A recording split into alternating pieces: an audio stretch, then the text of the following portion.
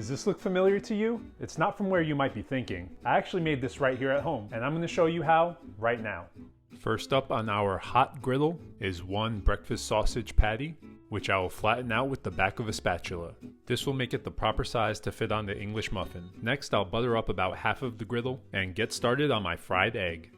You can make the egg round by grabbing a mason jar lid, just the regular size, and coating it with cooking spray or butter. Then all you have to do is place it on the griddle and crack an egg right into the center of it. Sounds easy, right?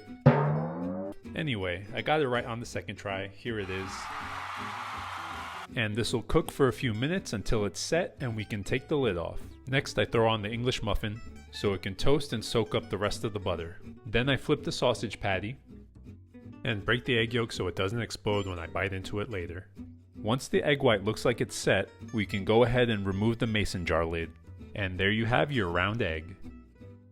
Now we can go ahead and flip the egg and the English muffin and get ready to assemble our sandwich.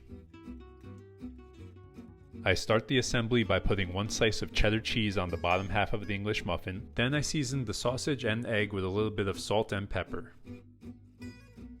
Then I took the sausage and placed it on top of the cheese. Then put the egg on top of the sausage. And finally put the other half of the English muffin on top.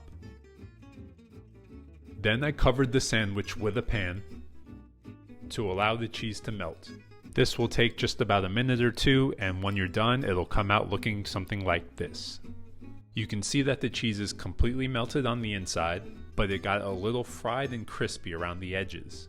I believe if you make this at home, that it will taste better than getting it at some fast food place.